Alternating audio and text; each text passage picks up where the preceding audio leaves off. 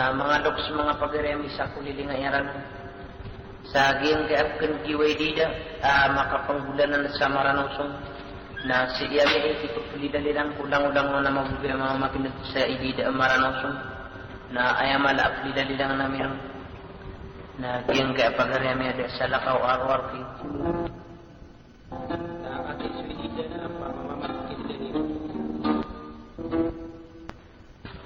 Ada sa lakaw arwar kila ni Sultan sa katisu idida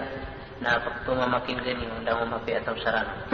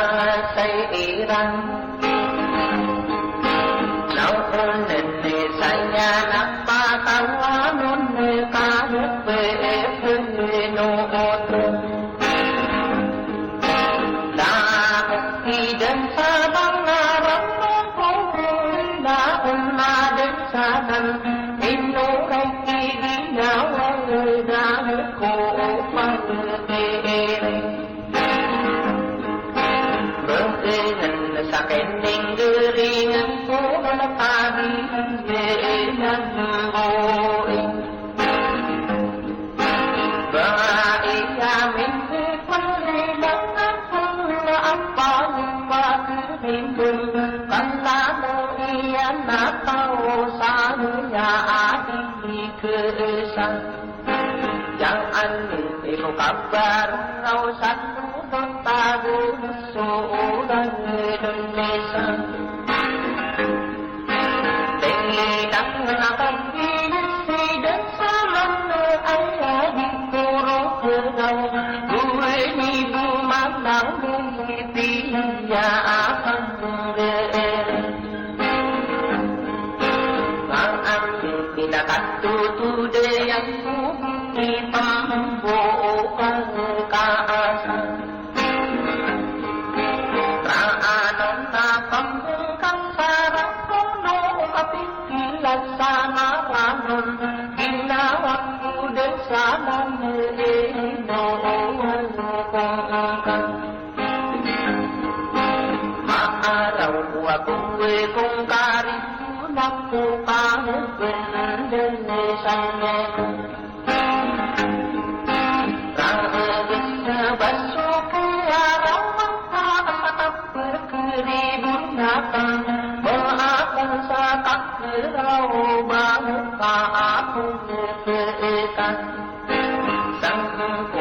Sababan salah yang tapi keingat keadaan Saadan na usahan ng tawala amawa yang kakinagan Tama marano na kung sa gila ang kaadan Saadan na anyakin pigilang kahain ibaan ito kan Bukurong ka di ko magpitak lang sa katuniyang o'y hiladen Miyang sa kirubusan nagihiyang ang hininang ulan Tingitan na gumisang pinagsalan Pagdaatin hihiran Kaan biyon na rin ang maangin Sabang naranluto At panuan ang panaudin Sa anang naanan Nung kumakumadang may kinadan Na dumain sisiro Buusan na di ko pang pwedeng manang nakakagihisidan sa tan Di kediwa pagsadong nakapilitegan manang Sing irin na dan sadaran kuwa ini ikan arasan ya akan saking beri kurang amai pemanakatuman katutu yang kubora ta'an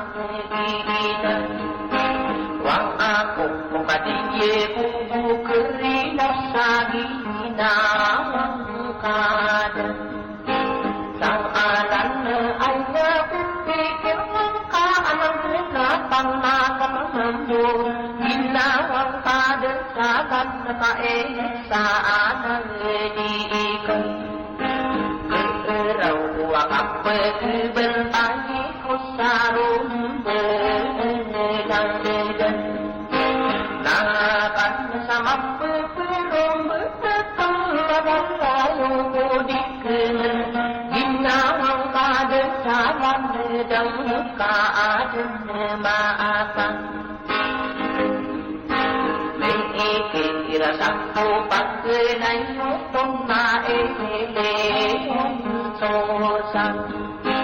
Rikita ginawang kabensalang Nakaya pang mamaktunan Wala man yung susunod Na bukanit pang hihinang uwan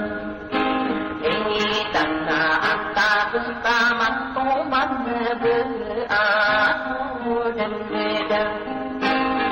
Ilang ait pribilang kiladang Besadira kapang bulungan Sa'yo dinidin sa Kagilang benan Tapo sa rambila din Kakatahutan Nangudingkan Iniya din kapag kami Patinamay kuminayon din Ginawat ko din sa lang Kumanuwatan ng isang Linding na upang tamakot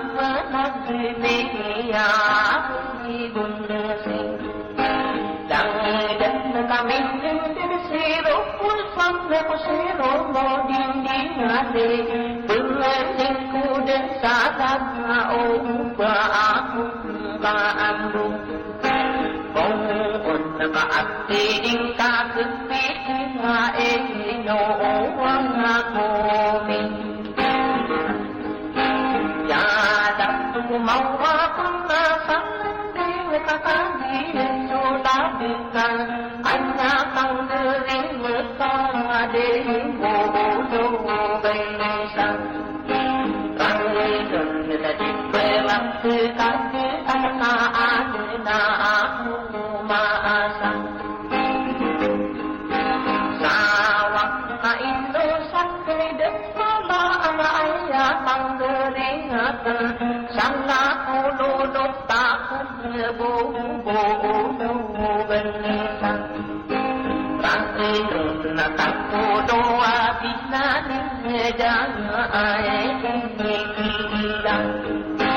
Siyak na aya Pipikiran ko naman kabulugatin Kanya matukan Duday bulugatin Kang idan anabang itong belinganin Kaan niya ako diikan Pangawan mo ba makasing bitin Di isolang itaguso lupa Maalit subang mo na upang beritaden Niyan na nakapukang belinganin Ginawang kadesadan Detamin yan reginan sa akin Hindi eringan kukurubuan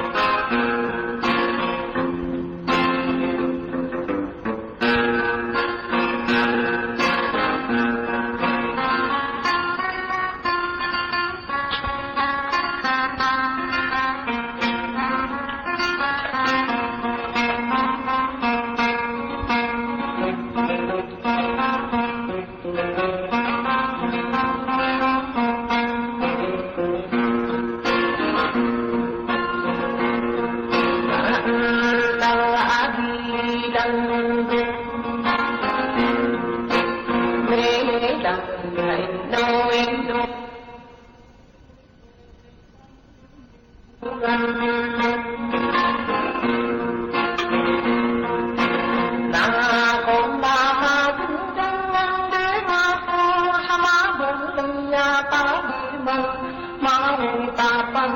loob natiyakan hirin panghamit kay tungkupan na imang pautos tungkupan na inumitan dalaran pangkunaw matungkupan kurun na di kurun ang kunang pangkundi kubit na ube ibinisakan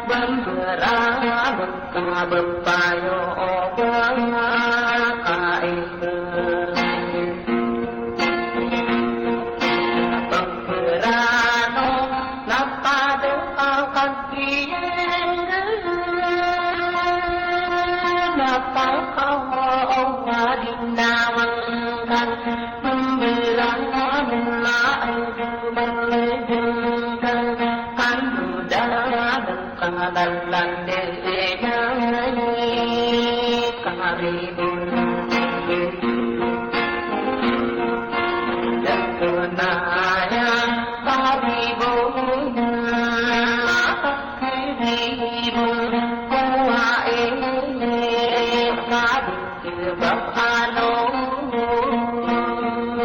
yari tau Bagkebadong ya ondug pati mangku Kowe ngadena inna unang memberana Hingate hirung kau Nang ate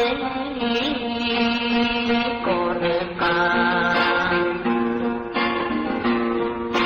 Tanto koa dikirang ukanya pambi kirakan na amai ko ome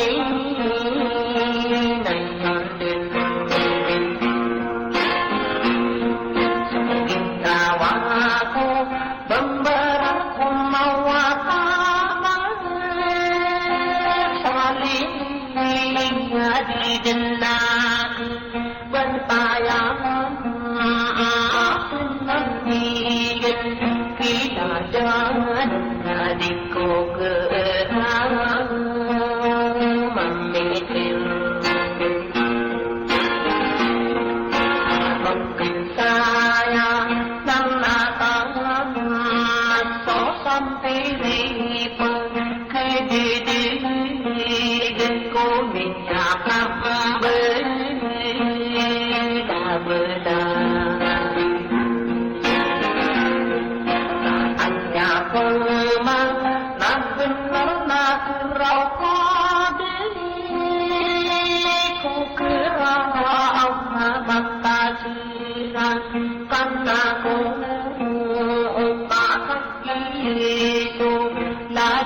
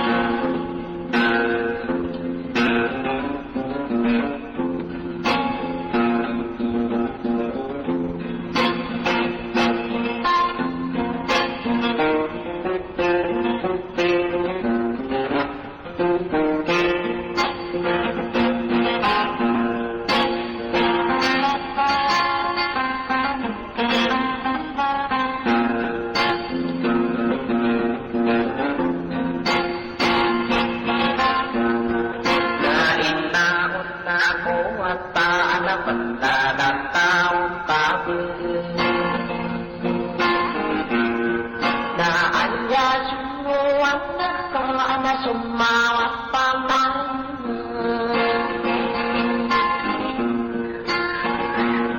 Nakundi patan aku ka akan berdatang aku ka din.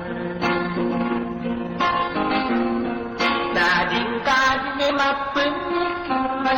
yang ginawa ita.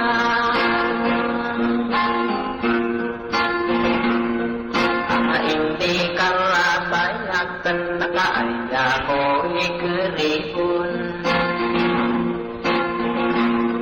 Agin daw ang pamatin nakaayang kang mga pikiran. Umiyan lang sila din na sa babakuran nun nakan. Nainawang kong kapalang awabuhi kong kaganati.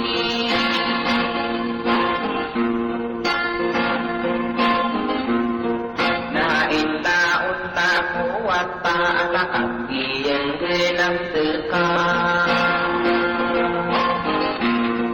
Tatanong din kaini, din kapit kami pati.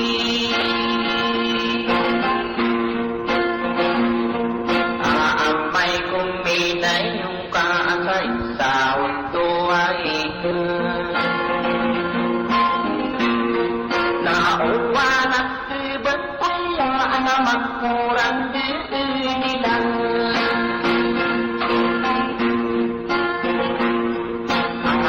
Ilaw anakit dating nauba kao naman timan nakapingkirang kamar nalgin.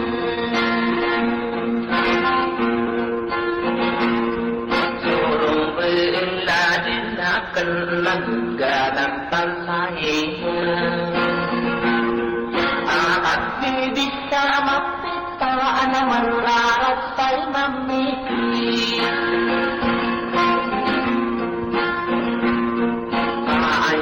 Pikiran taon na sa kambukangan natin. Aging dawat ko ang nasa'y nagiya sa gidanakan.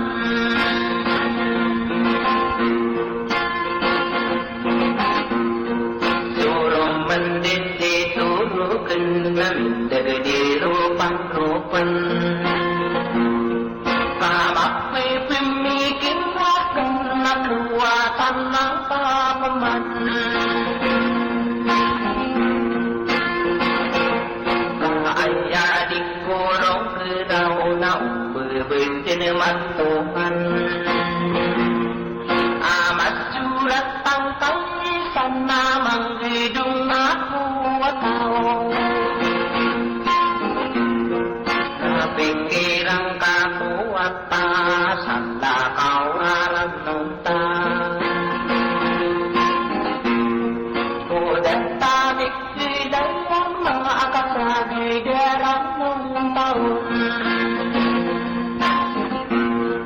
Imang kapito gawi ilabig lang sa narangkun. Nasok paman sosakan ng mga dintading kelipatan.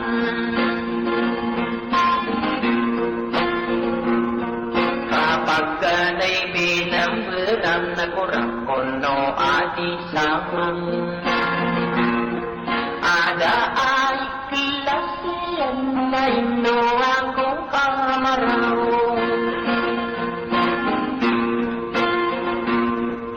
Apiyatang buo pasurong berita din natin.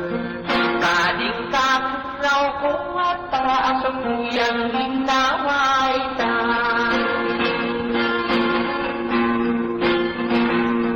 Amang pinanlinta din kaayaw riyaniyan. Napiyatang buo kasubitawang ko atasay. Karinibun ay rinibun na narinibun na kong kabon. Karinibun ay rinibun na narinibun na kong kabon.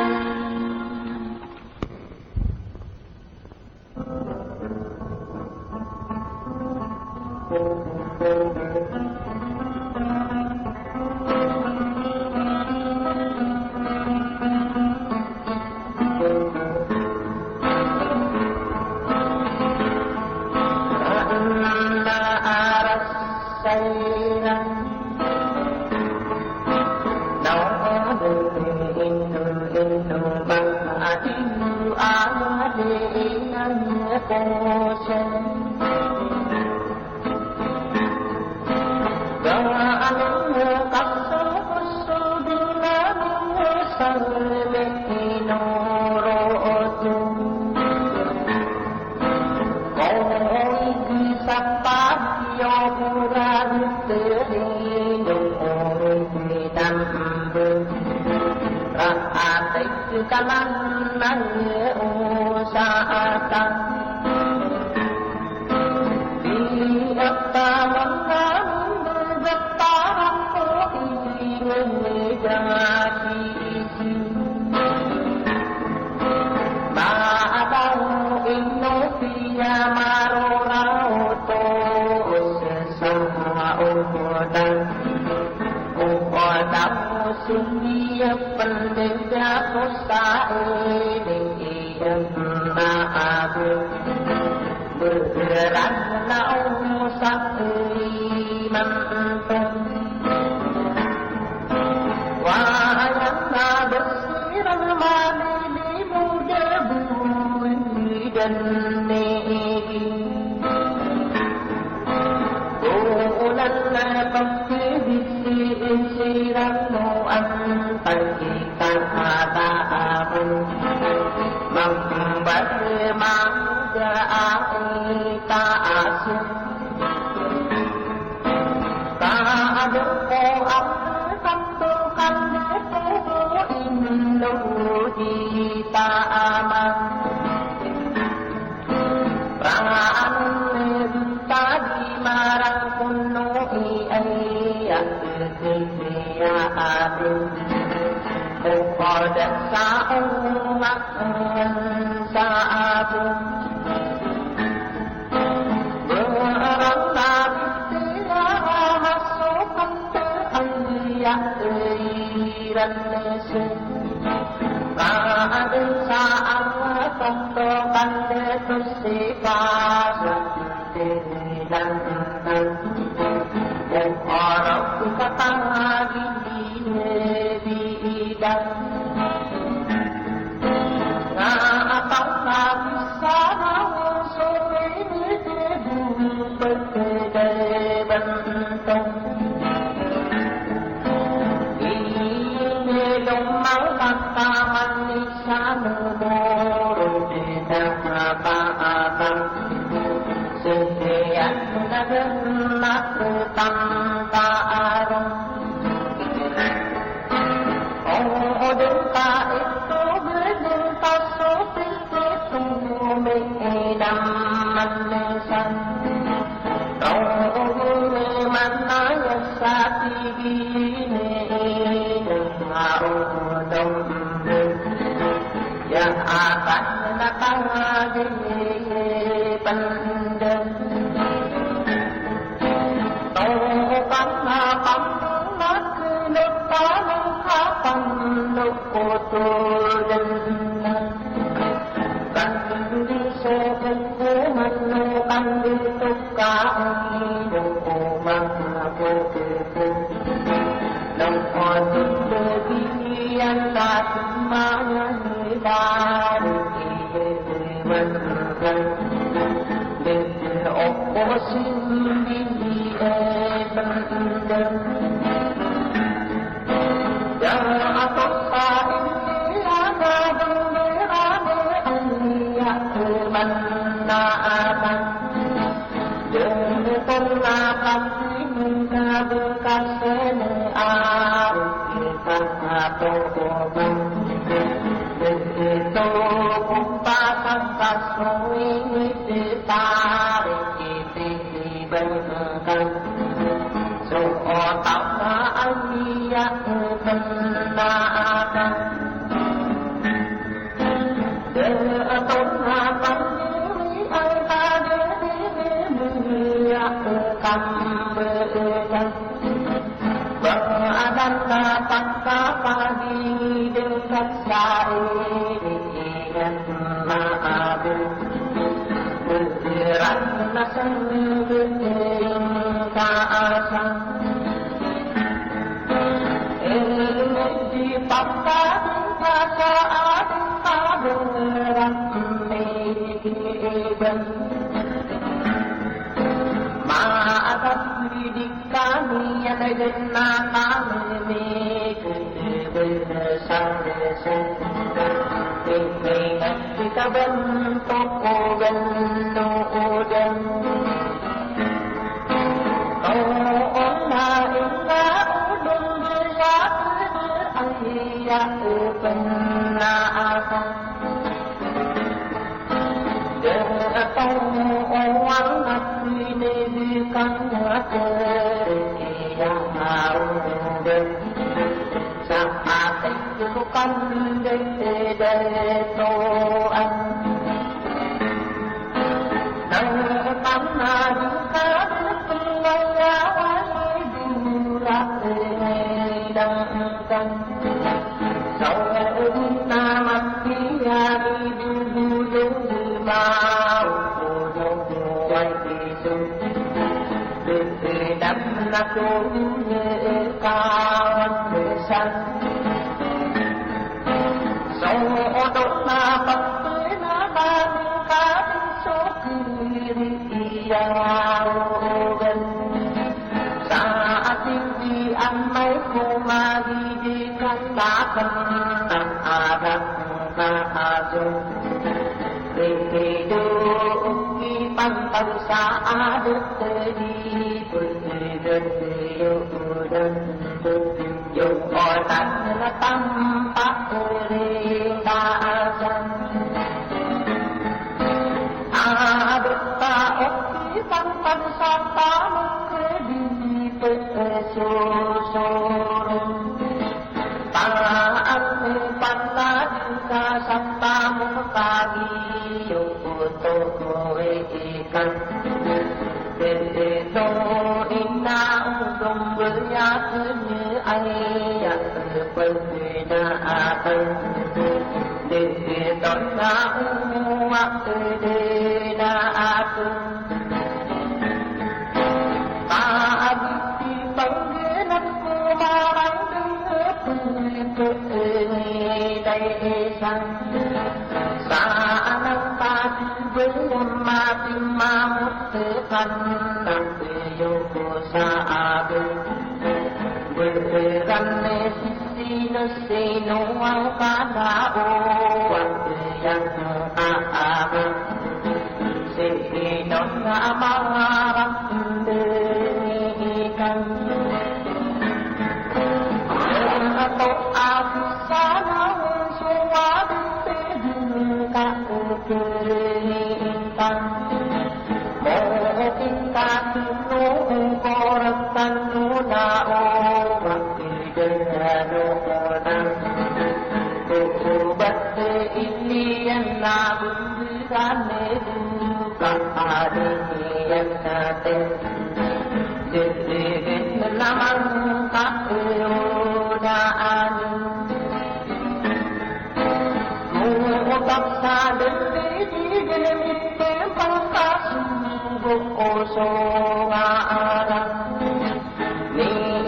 ne putang tari kasadi nama de mo tập na ina dong ya anya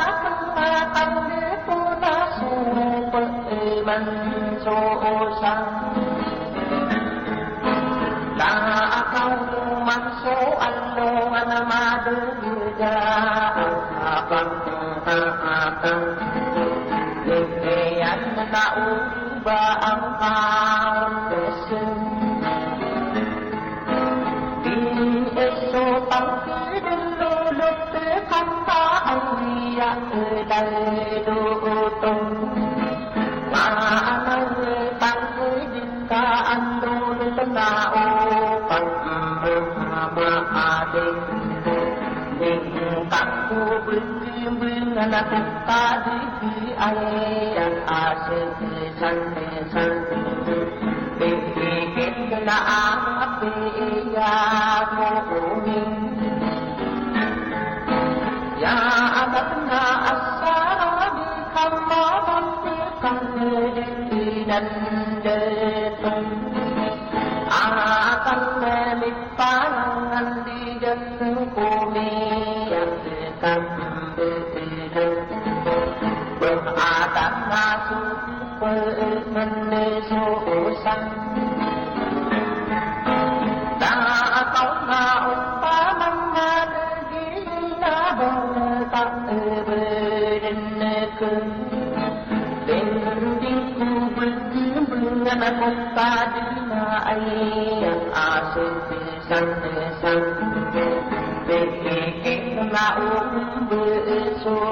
qua ở căn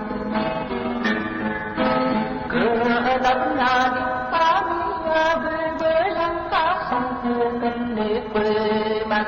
mình để phố á tình để yêu xa nữa ta đưa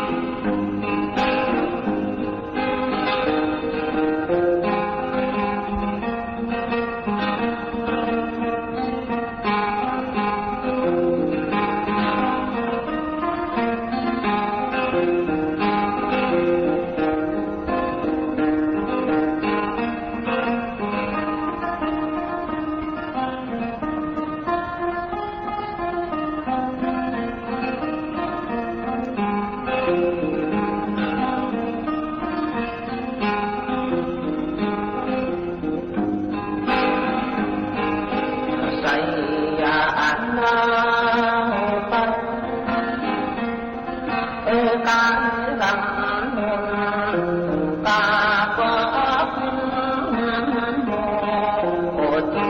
cho kênh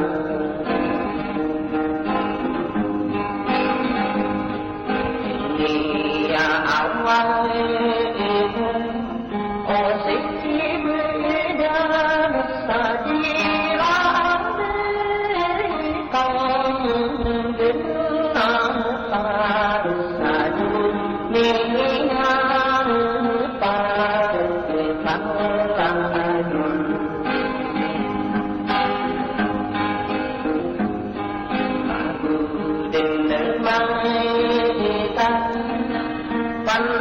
để không bỏ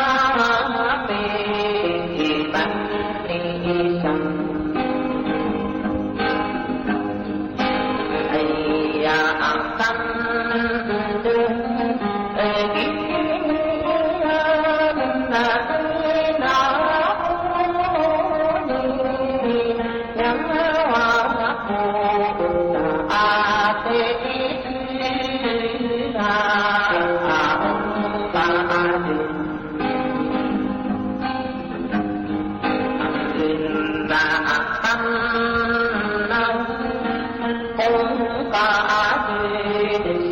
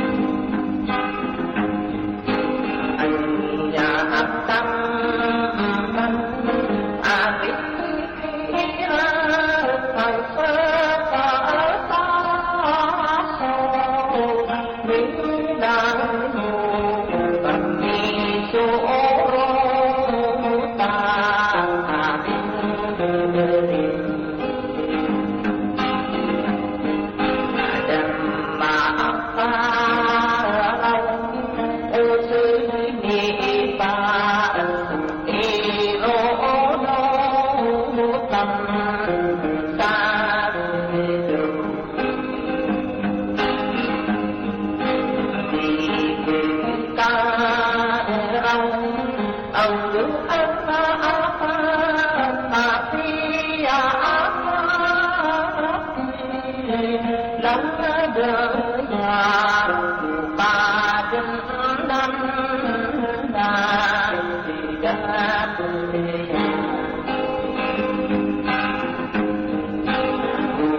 vụ mang tăng a tâm để khi mình với dân lá về đất đi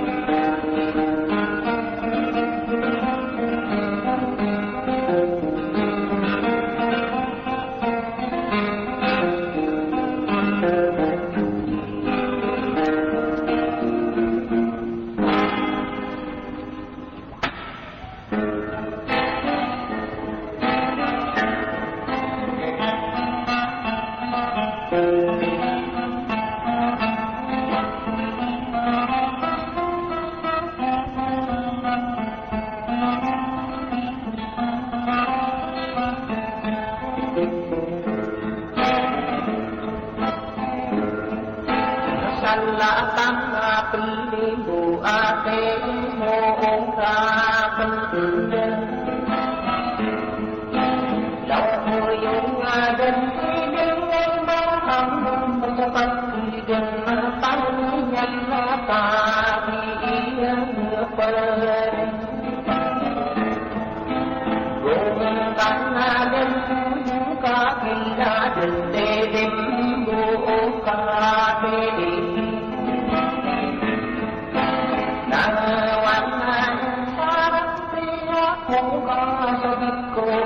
Hãy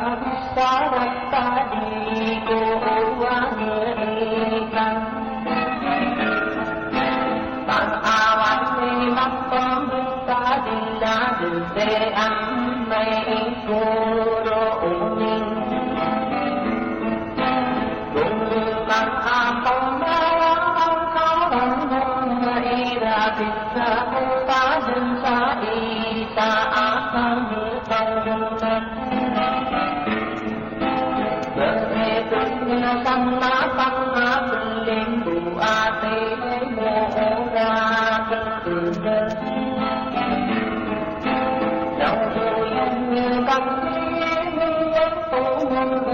Mì Gõ